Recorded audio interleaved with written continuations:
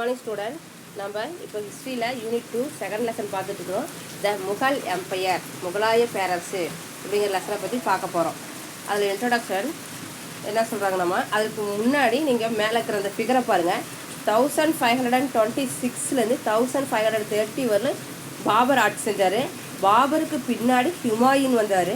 அவர் எப்போனா 1530 to 1540, next 55 to 56 வரலாம் ஆட்சி செஞ்சார்.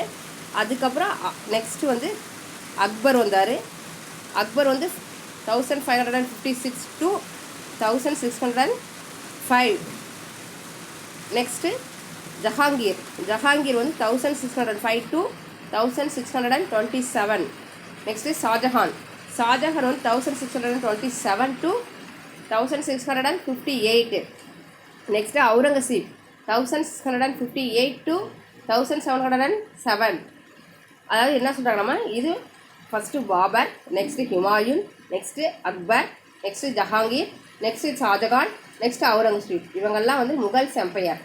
இந்த முகல்ஸ் எம்பையரில் ஃபஸ்ட் இன்ட்ரடக்ஷன் என்ன சொல்கிறாங்க, நம்ம a new empire began in India with the arrival of the Mughal king of Babur. பாபருடைய வருகை வந்து இந்தியாவில் ஒரு புதிய சகாப்தியை ஏற்படுத்துச்சு அப்படிங்கிறாங்க. பாபர் தான் என்ன பண்ணுறாராம், மிகப்பெரிய சகாப்தை முகல் எம்பையர்னு தோற்றுவிச்சார் அப்படிங்கிறாங்க. Next expect for the brief reign of Sher Shah of Sur dynasty.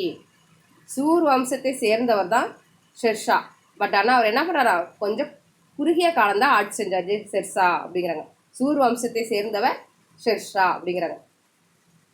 AD lasted, the Mughal rule lasted from AD 1526 to 1707.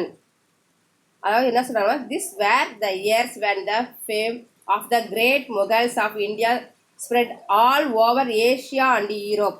அதாவது என்ன சொல்கிறாங்க அப்படின்னா, குறுகிய காலத்தில் ஆட்சி செஞ்சவர் ஷெர்ஷா. முகலாயர் ஆட்சி வந்து 1526 1707 வரலும் ஆட்சி நடந்துச்சு. பட் இந்த ஆண்டில் தான் என்ன சொல்கிறாங்க, முகல் எம்பையர் புகழ் உச்சிக்கே போச்சு அப்படிங்கிறாங்க. அந்த 26 அந்த 707 வரலும் முகல் எம்பையர் வந்து புகழ் உச்சிக்கே போயிடுச்சு அப்படிங்கிறாங்க. அது பர்டிகுலராக என்ன சொல்கிறாங்க, ஏஷியா யூரோப்பும் ஃபுல்லாக அது என்ன ஸ்ப்ரெட் ஆகிடுச்சு, பரவிடுச்சு அப்படிங்கிறாங்க. Next one, after 6 great Mughal empires the empire begin to disintegrate. அதாவது என்ன சொல்கிறாங்க, நம்ம மேலே பார்த்தோம் இல்லையா, பாபர், ஹுமாயூன், அக்பர், ஜஹாங்கீர், ஷாஜஹான், அவுரங்கசீப், இந்த 6 பேரும் முகல் எம்பையரில் வெரி இம்பார்ட்டன்டான பர்சன் அப்படிங்கிறாங்க. ஏன்னா இவங்க நிறைய எம்பையரை தோற்றுவிச்சு சிறப்பான முறையில் இந்தியாவிலையும் யூரோப்லேயும் ஆட்சி செஞ்சாங்க அப்படிங்கிறாங்க. நெக்ஸ்ட்டு அதுக்கப்புறம் தான் என்னாச்சான், முகல்ஸ் எம்பையர் பேரரசு சிதைவுட கொஞ்சம் கொஞ்சமாக டவுன்ஃபால் ஆக ஆரம்பிச்சிச்சு அப்படிங்கிறாங்க. நெக்ஸ்ட்டுமா ஃபஸ்ட்டு இப்போ பார்க்க போகிறது, ஆல்ரெடி நம்ம என்ன பார்த்தோம், அந்த 6 பேரில் ஃபஸ்ட்டு இப்போ பார்க்க போகிறது பாபர். பாபர் வந்து 1526 1530. ஆன்சரி அண்ட் ஹிஸ் இயர்லி கேரியர். அதாவது பாபரோட மூதாதையரும் அவங்களோட தொடக்க காலத்தை பற்றி பார்க்க போகிறோம். எப்படி பாபர் வந்தார், அவர் ஆட்சி எப்படி இருந்துச்சு, அவரோட சாதனைகள், அவங்களோட அட்மினிஸ்ட்ரேஷன், அதை பற்றிலாம் பார்க்க போகிறோம் அப்படிங்கிறாங்க. ஃபஸ்ட்டு இப்போ ஸ்டார்டிங்கில் என்ன சொல்கிறாங்கன்னா, தொடக்க கால பணிகள் என்னென்ன அப்படின்னு சொல்லி பார்க்கலாம் அப்படிங்கிறாங்க.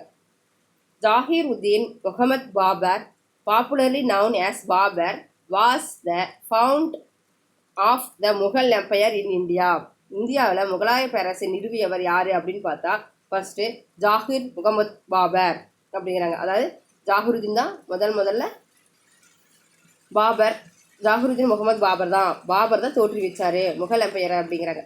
Next the term Mughal can be traced to Babur's ancestors. Babur was the great grandson of Timur on his father's side. On his mother's side, his grandfather was, அதாவது என்ன சொல்கிறாங்கன்னாமா, யுனஸ். அதாவது என்ன, முகல் என்னும் வார்த்தையை பாபர் மூதாதிலிருந்து கண்டறிஞ்சாங்க அப்படிங்கிறாங்க. ஏன்னா அந்த முகல் அப்படிங்கிறது, ஏன்னா முகலாய பேரரசு நம்ம சொல்கிறோம் இல்லையா, இப்போ முகல் எம்பையர் அப்படின்னு சொல்கிறோம் இல்லையா, அந்த முகல் அப்படிங்கிற முதல் வார்த்தை பாபரோட தாத்தா பாட்டி அவங்களோட முன்னோர்கள்ட்ட இருந்து அந்த வார்த்தையை எடுத்துக்கிட்டாங்க அப்படிங்கிறாங்க. அந்த இப்போ நம்மளை எப்படி சொல்கிறாங்க, எங்கள் தாத்தா பாட்டி, எங்கள் கொள்ளு தாத்தா, எங்கள் கொள்ளுப்பாரா அப்படின்லாம் சொல்கிறோம் இல்லையா, முன்னோர்கள் இருந்தாங்கன்னா அந்த மாதிரி முகல்ங்கிற வார்த்தையும் அவங்க தாத்தா பாட்டிகிட்ட இருந்து எடுத்துக்கிட்ட வார்த்தைகள் அப்படிங்கிறாங்க. நெக்ஸ்ட்டு ஃபாதர் வந்து யார் அப்படின்னு பார்த்தா பாபரோட தந்தையார் வழி வந்து டிமூர் வம்சத்தை, அவர் யார், டிமூரோட கொள்ளு பேரன் அப்படிங்கிறாங்க. யார், பாபரோட அப்பா வந்து முகல் வம்சத்தில் டிமூர் வம்சத்தை சேர்ந்த கொள்ளு பேரன் அப்படிங்கிறாங்க. அவங்களோட மம்மி வந்து யார், பாபரோட மதர் வந்து தாத்தா டாஸ்கண்ட் சேர்ந்த யுனஸ்கான் அப்படிங்கிற அவங்க இதை சேர்ந்தவங்க அப்படிங்கிறாங்க. யுனஸ்கான் of Tashkent who was known as the great Khan of the Mughals and the 13 in the direct line of descent of Genghis Khan. அதாவது என்ன சொல்கிறாங்க அப்படின்னாமா, தாஸ்கண்டை சேர்ந்த யுனஸ்கன் அவர் வந்து அவர் மாபெரும் மங்கோலிய அரசில் செங்கிஸ்கானோட 13வது தலைமுறை வாரிசு பாபர். பாபர் வந்து 1483 பிப்ரவரி மந்த்து 14 அன்னைக்கு பிறந்திருக்கிறாரு. அவருக்கு வந்து நம்பிக்கைக்குரியவர் யார் அப்படின்னு பார்த்தா ஜாகுருதீன். ஏன்னா பாபரை நல்லா வழிநடத்தி காப்பாற்றி கொண்டு வரவர் மிகவும் எனக்கு பிடித்தமானவர், நம்பிக்கைக்குரியவர் யாருன்னா ஜாகுருதீன் அப்படிங்கிறாங்க. நெக்ஸ்ட்மா, Babur was born on 14th February 1483. He was named Jahuruddin, defendant of faith Muhammad. He inherited Fargana, a small kingdom in Central Asia, when he was 12 years old, but he was soon driven out from there by Uzbeks. After 10 years of adversity, Babur established himself as the ruler of Kabul. அது என்ன சொல்கிறாங்க அப்படின்னாமா, பாபர் வந்து 1483 பிப்ரவரி month 14 பிறந்துட்டாரு. அவருக்கு நம்பிக்கைக்குரியவர் யாரா ஜாகுருதீன். அவர் வந்து என்ன, அவர் தான் வந்து பாபருக்கு என்ன சொல்ல, ஜாகுருதீன் முகமது பாபர் அப்படின்னு பேர் வச்சாரு அப்படிங்கிறாங்க. ஏன்னா அவருக்கு ரொம்ப நம்பிக்கைக்குரிய ஜாகுருதீன், பாபர் பேர் பாபர், அதனால் என்ன பண்ணுறாரு முகமது பாபர், அதனால் ஜாகுருதீனையும் முகமது பாபரையும் சேர்த்து அவங்க பேர் வச்சுக்கிட்டாரு அப்படிங்கிறாங்க. நெக்ஸ்ட்டு, தன்னோட பாபர் வந்து 12 வயசுலேயே ஏஷியா நாட்டு ஒரு குட்டி அரசராக வந்து என்ன பர்கானாவை சேர்ந்த பரம்பரைக்கு சொத்தாக பெற்றார் அப்படிங்கிறாங்க. அப்போ என்ன சொல்ல, குட்டி பிளேஸை கேப்சர் பண்ணி பர்கானா பிளேஸ்க்கு மன்னராக 12 வயசுலேயே அரியணை ஏறிட்டாரு அப்படிங்கிறாங்க. அதுக்கப்புறம் இவர் மிக விரைவிலேயே உஸ்பெக்ஸ் தான் அப்படிங்கிறவங்க வந்து பாபரை துரத்தி அடிச்சிட்டாங்க.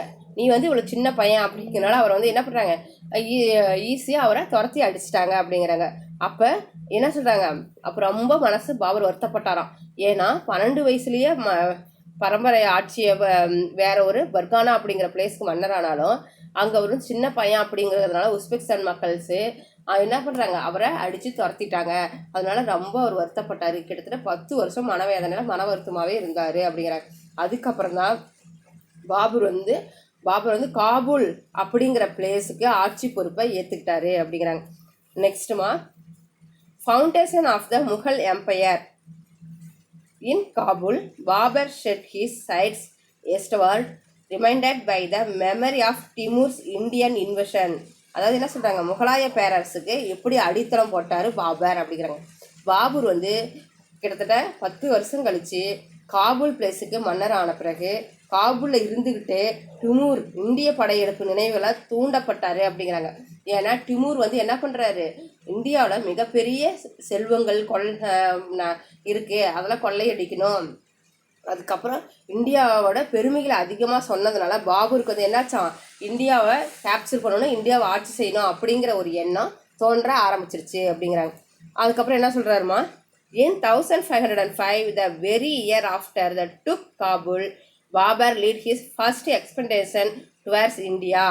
அதுக்கப்புறம் என்ன பண்ண, 1505 காபூலை கைப்பற்றிய பாபர் அதே ஆண்டில் இந்தியாவை நோக்கி படையெடுத்து வராரு. எப்போது 1505 காபூலுக்கு மன்னராக இருந்தபோது இந்தியாவோட பெருமை கேட்டதுனால இந்தியாவை கேப்சர் பண்ணணும்னு ஆசைப்பட்டு அதே ஆண்டு இந்தியாவையும் வந்து கேப்சர் பண்ணுறாரு அப்படிங்கிறாங்க. அதுக்கப்புறம் he was precepted with the central Asia affairs. He did not have any ambition behind Punjab till 1524.